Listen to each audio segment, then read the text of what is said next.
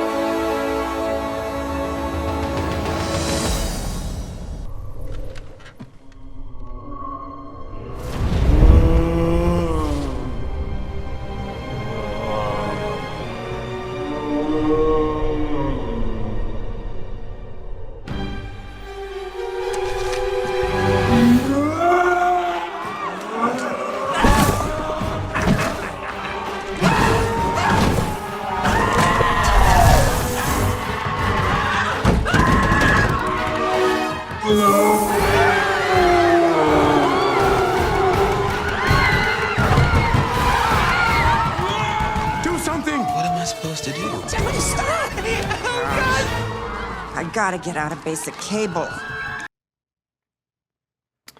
Anthony Mackie exploits the ghost haunting his house for financial gain, but the ghost, Ernest, turns the tables on him by pulling his best Beetlejuice prank, scaring the cast and crew away in Christopher Landon's latest film, We Have a Ghost. All right, Brad, okay, let's just rip the Band-Aid off.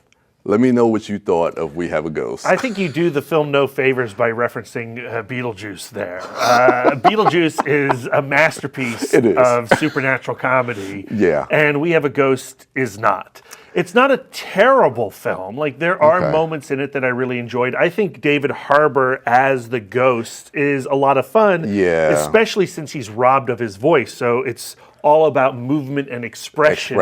All the performances coming through his face. I love seeing that. Yeah. The rest of the cast, though, doesn't have a lot to do. The script is very thin.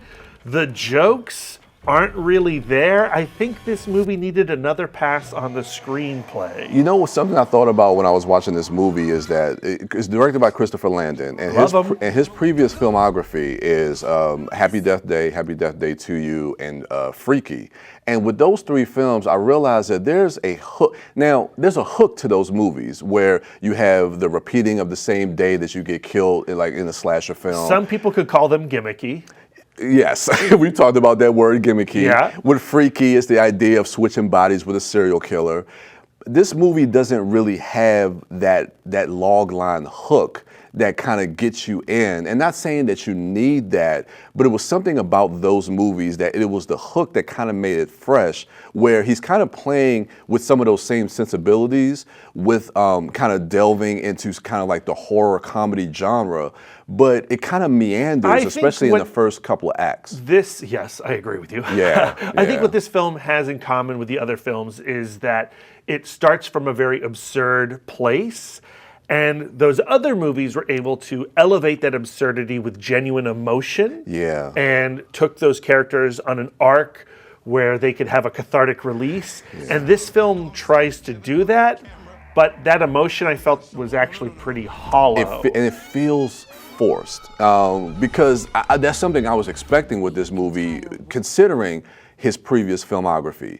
And the whole thing with the emotion of the family with the father, Anthony Mackie, which we love Anthony Mackie, but him and the friction that he has with his son, a lot of that stuff just felt forced, where it didn't feel like it was coming from a sincere and genuine place from the filmmakers. Yeah, I can see forced, but I also just feel like it's very flat. There's not a lot of layers to those ideas, those emotional ideas. That's a better word for it, Anthony Mackie, who I love, I think Anthony Mackie can be phenomenal, has nothing to do in this movie other than be what's the word I'm looking for? Just he's a selfish dad, right? Yeah. You know? And I think there could be fun to be had with that character. Yeah. But the son doesn't really engage well with the father. Yeah, and he doesn't challenge. I don't feel like he challenges his father enough to see that change. I mean, I guess you see it a little bit towards the end, but I don't know. It's just something about that family dynamic that I felt. You're right. It felt flat to me overall. The most of the movie is put on our young lead's shoulders, Jahida Ala Winston from Charm City Kings, and I don't think he can really deliver on this movie because he only has so much in the script. He's got to actually bring a lot more to the performance than what the script gives him. Yeah. And if you want to talk about forced, I feel like his performance is the most forced. Yeah, he has to do a lot of the heavy lifting. And I want to touch a little bit on David Harbour. I think a lot of the stuff in the first two acts really didn't work too well for me when it comes to the family with Anthony Mackie and everything in the house. But when we're focusing on David Harbour and the mystery behind what happens to him, and then also kind of like the ending where we get that reunion, I don't want to spoil too much, that actually, it kind of got to me. So it kind of sold me a little bit, just when I kind of focused in just on the David Harbour subplot storyline. I don't know. I feel like I wrote 3 different endings that were better than the one we got. Really? It is a mystery. Ernest has this bowling shirt on, and you're trying to figure out like, well, what's the history of Ernest? And you know that there's going to be a little spin on the origins of that shirt.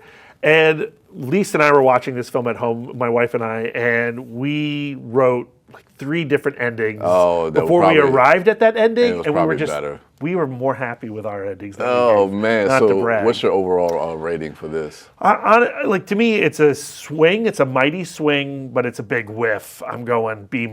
Did not like it at all. I had issues with the movie, but I can't lie that the third act did kind of get to me. So I'm going to give this a low B+.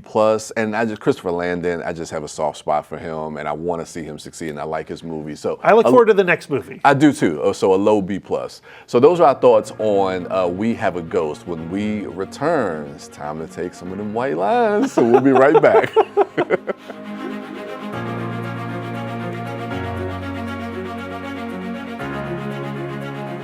When times get dark, we can't see the help that's all around us. Let 211 be your guiding light for help with food, healthcare, and other resources. 211, how can I help you? Call 211 or visit 211.org. 211, get connected, get help.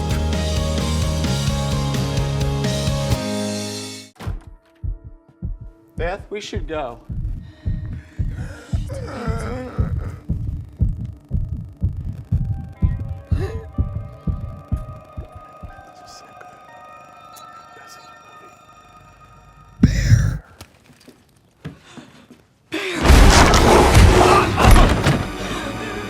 Let's go.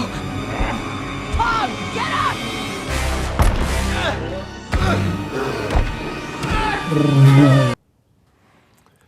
Ranger Liz tries to warn the medics of the impending doom that's lurking around the corner, but it's too late in one of the most outrageous sequences that we will probably see on film this year. Cocaine Bear. Cocaine Bear. Brian. Oh, Brian. That sequence right there. Yeah. Does cinema get better? I don't know. It's still early in the year, but I gotta say that might be a top 10 sequence on film this year. Because when we saw it in our theater, which was a packed theater, which is a great way to watch. You this have movie. to watch this movie with the largest crowd possible. Yeah. I went to see it a second time, and on my second watch, I went to my little app and I found the theater that was closest to me that was the most full because I needed to feed off of that energy. You do. This is one of those type movies that you definitely have to feed off that energy. And again, we talked about it in the last segment where it's like Universal is making these movies where you have that log line. It's like, okay, what if a bear ingest cocaine and they just go on a rampage. Based on a true story. And it's based on a true story. It's like just with that log line, and then you see the trailer, this movie delivers on what it was selling. It's interesting to talk about this movie having just discussed We Have a Ghost, because both movies are incredibly absurd, but this one delivers on that premise. It does. Like what you see in the trailer for Cocaine Bear, it's there in the film, plus a little bit more. And that plus a little bit more was a great surprise. Yeah, it was. And I gotta say, like, it has a great opening sequence, and then it kind of takes its time to really kind of build back up to the absurdity of when we start to see the bear go on kind of more of the rampage. And part of me kind of wanted to see that a little quicker, but I like, the more and more I think about it, because there's a lot of characters in this movie. Yeah. There's a lot of characters. This is so we're jumping back. Magnolia. We're jumping Paul Thomas back and Anderson, forth. right? All these different characters are converging on Blood Mountain, where the cocaine bear lurks, and they're all going to collide together. And when they do, somewhere around that middle point of the film, it is a delight. Yeah. For me, I think the movie loses a little steam after the Ranger Liz sequence there with the medics. Yeah. I don't think the ending of this film is nearly as entertaining as the middle of this film. And that's kind of wonderful also because it's so good, you want it to be just a little bit better. And that's the problem. I can't be too mad about it. It's funny you say that, because I think that is one of the main issues. Well, I don't even want to say an issue, is the fact that I just wanted it, and I know you use this term a lot, you wanted it to go further. You just wanted more. I think I wanted a little bit more gore. I wanted maybe another sequence like the sequence that we saw. But that middle portion, with a lot of movies with a 3-act structure, you look at the second act, and that's the act that, there's not really a lot going on. Yeah. This movie, everything happens in that second act, and it is a blast to watch. And Scott Cease from TikTok, the yes. retail guy who plays the medic, he steals the show, and he's standing there right next to Margot Martindale, one of our greatest actors, who's also having the time of her life in this movie. Yeah. But he is amazing in that cabin sequence. Yeah, and then all of the other characters, we have Isaiah Whitlock Jr., and then O'Shea Jackson, Jr., who they are all great in their own right. And there's a great sequence that happens around the canopy area that is hilarious as well. The gazebo. But that is hilarious. Well, the film is directed by Elizabeth Banks, who directed Pitch Perfect 2 and is an amazing comedic actor in her own right. It's produced by Phil Lord and Christopher Miller, the folks behind Spider-Man Into the Spider-Verse. Yeah. So, this film has a lot more going for it behind the scenes that you probably anticipated while watching the trailer. Yeah. And they make it a must watch. Like, this is one you have to see in the theater. And, I will certainly pick up the Blu-ray and watch it in my home, but that theater experience, that's where it's at. That sequence with the kids in the beginning, I don't want to give too much away. And I know we talked about that a little bit, which I thought was like, and I don't know, maybe it was like my own moral judgment where I was just like, are they really about to go there? Cocaine Bear's going to go there. And I was just like, I don't know how I feel about that, but I'm like... My issue with that sequence with the kids, which I love the setup of it, and that they went there, is that they don't go anywhere after that. That's the there thing. should be some seeds after that sequence as a result, and they are missing, and that does feel a little strange. Yeah. So this is a great watch overall. B plus. It's a B plus. Big time. Yeah, this is a B plus for me. That sequence I think will go down as one of the top 10 sequences that we see in film this year. So yeah, those are our thoughts on Cocaine Bear. When we get back, Jason Statham and Guy Ritchie team up again for a new operation. Stay right there.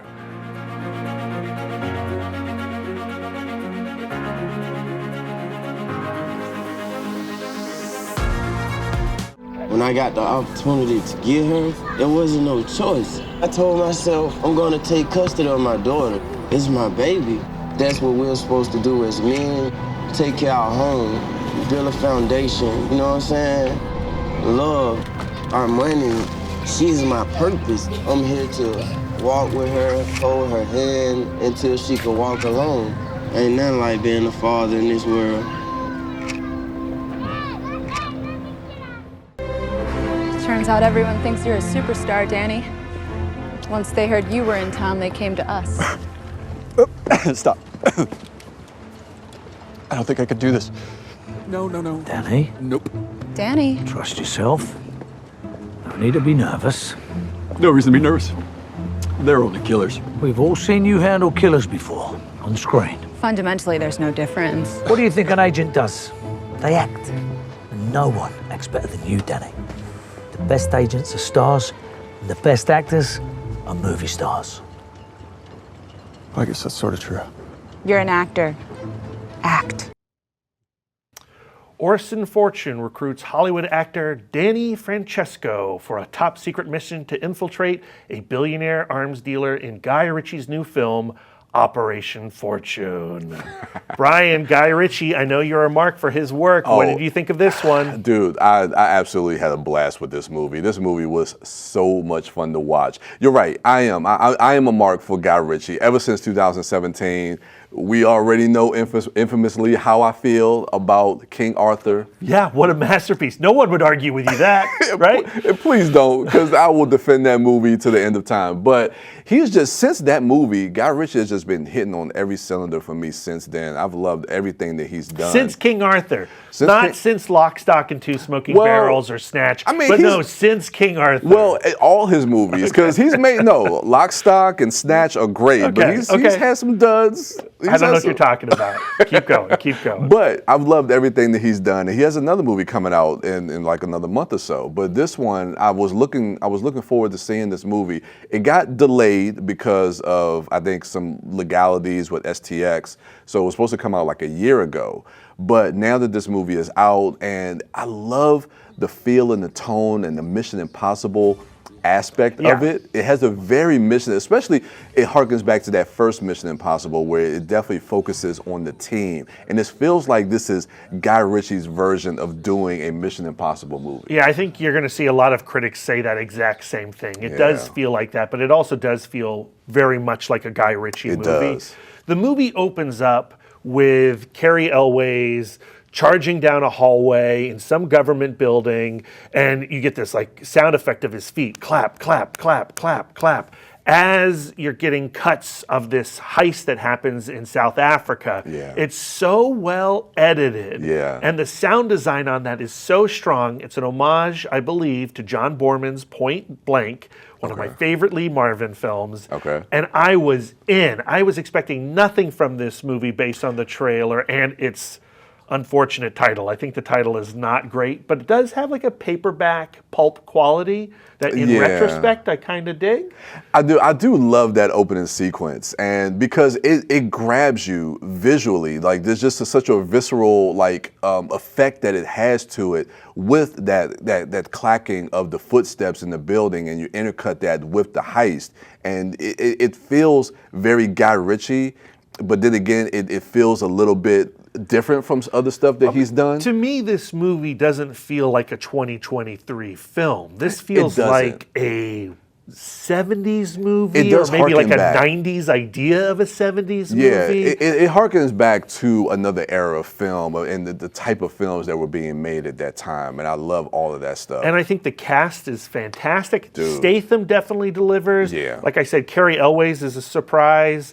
Aubrey Plaza. Yeah, and then Aubrey Plaza works well with Jason Statham with their back and forth. And even the guy, Bugsy Malone, who plays JJ, really which good. I think he was in The Gentleman with the Guy Ritchie movie. Really and I would love to see him in more stuff. But let's talk about the person who steals this film, Dude, Brian. Hugh Grant chews every scene that he is in, and he is having a blast in this movie. He has this kind of like very swarmy type of charm to him, kind of devilish, but Well, he's a scumbag, right? Yeah, like his definitely. character is awful. He's a bad person. Yeah. And you're imagining like he is the big villain of the film, and I don't want to spoil too much about it. Yeah. But his atrociousness sort of wins you and the script over. It does, and I attribute that to his performance. I mean, he was just, and like I said, I think I like Hugh. The older Hugh Grant gets, I'm liking a lot of the stuff that he's doing. And I'm excited to see him in the new Dungeons and Dragons. But I don't know. Right now, this might be one of my favorite performances I've seen of the year, and it's just so much fun to watch him every time he's on screen. The film also has another one of your favorite actors, Josh Hartnett. Yeah, I like Josh Hartnett a lot. I mean, it seemed like he took a step away from acting for a long period of time. And I like how I saw in an interview that the character that he's playing, he's kind of doing a send-up of a lot of Hollywood type actors and celebrities that he's kind of seen throughout his career. He kind of feels like he's doing Tom Cruise. I was thinking, right? I had a feeling I was thinking that too. Yeah. And he's mostly paired up with Aubrey Plaza and Hugh Grant. And when he's with Hugh Grant, I think the two of them are a lot of fun. And the way that their relationship develops over the course of the movie is a surprise. I like his manic anxiety that he has throughout the film, as far as like him feeling like he's going to get caught and just like he not wanting to do it. We saw a little bit of that in the clip. And then he kind of like gets a little more comfortable, but even as they get closer to completing their mission and they're getting closer to getting found out, like the way that nervous energy kicks in, I love the way Josh Hartnett plays all that stuff. But the film delivers on its style, its comedy, its characters, and its direction. Absolutely. Like, it really hit for me. Absolutely. What's your rating for this one? B+. B+? Yeah, I would have to say the same. B+ for me. Give me a bunch of them. Yeah, I hope. Sequels. Give me another sequel. Guy Ritchie has his own Mission Impossible. Let's make that happen. All right, those are our thoughts on Operation Fortune. Rooster de Gare?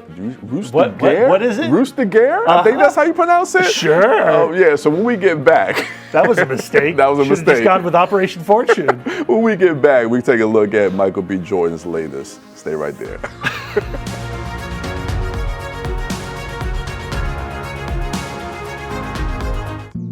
Jason, let's go see your room.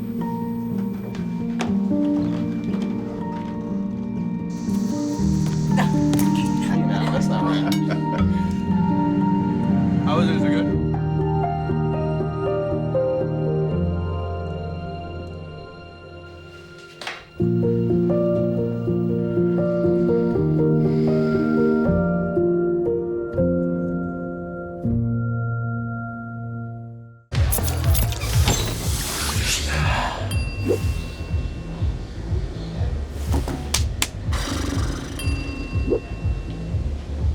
If you need to do something to feel okay to drive, you're not okay to drive.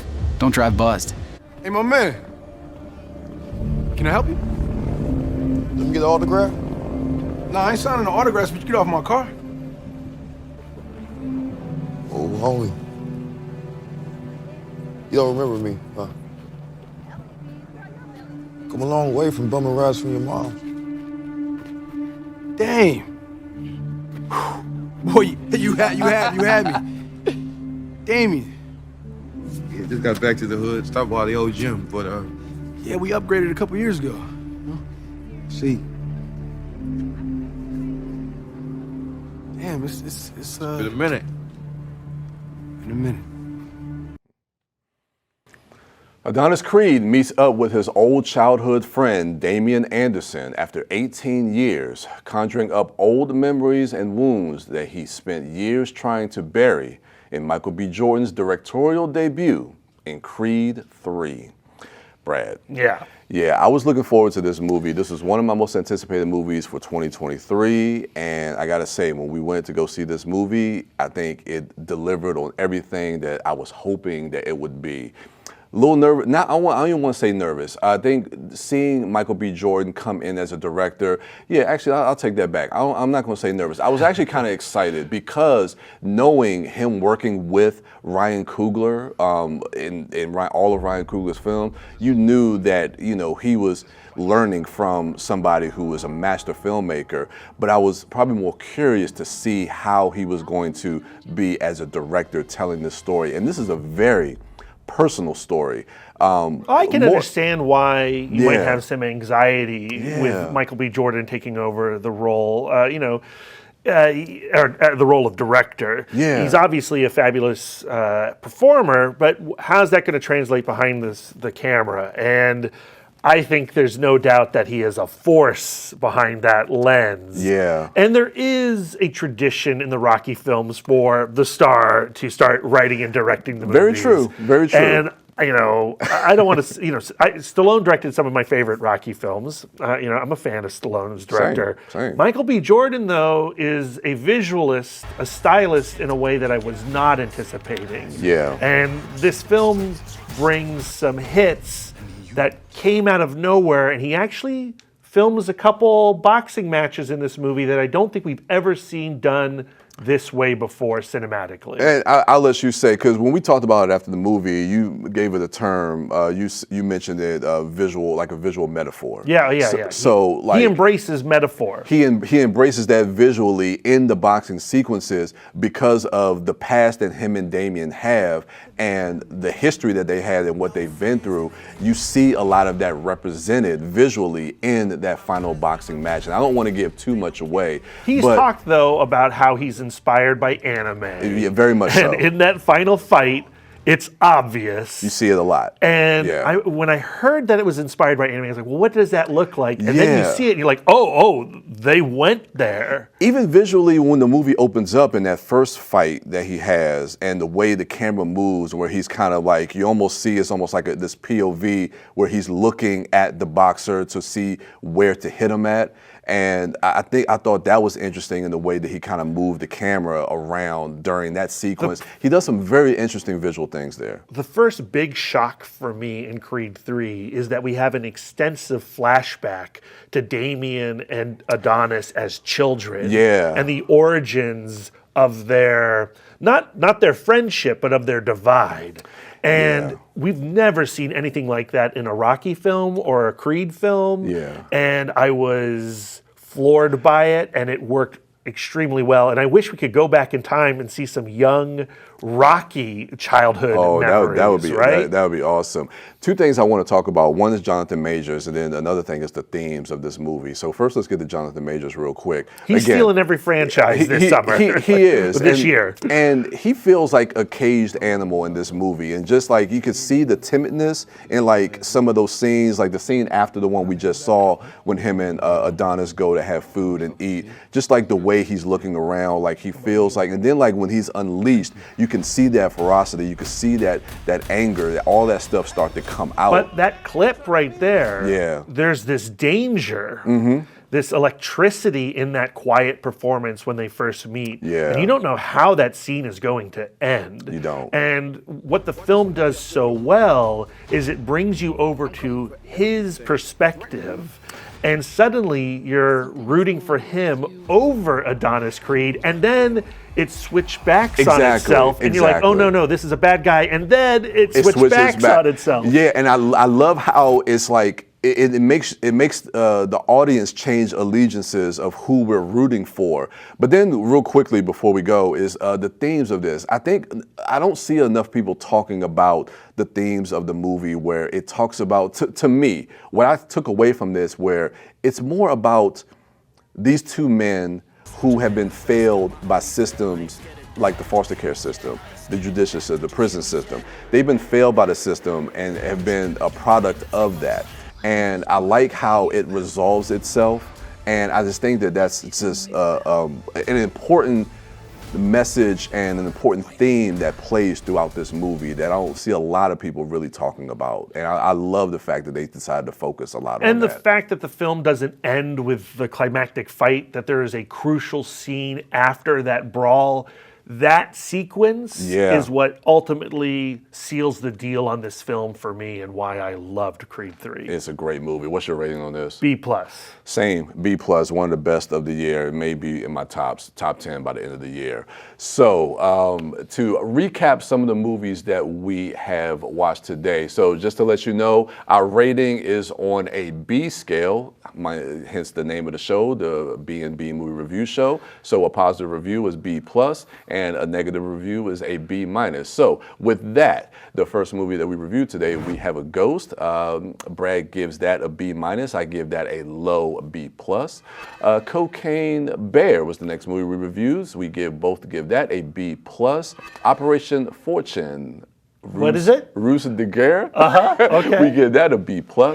And Creed 3, that is a high B+ for both of us as well. So, thank you for joining us on this latest episode of B&B Movie Reviews. Come be a part of the conversation. If you have questions, suggestions, feel free to email us at bnbmoviereviews@gmail.com. And with that, we'll see you at the movies.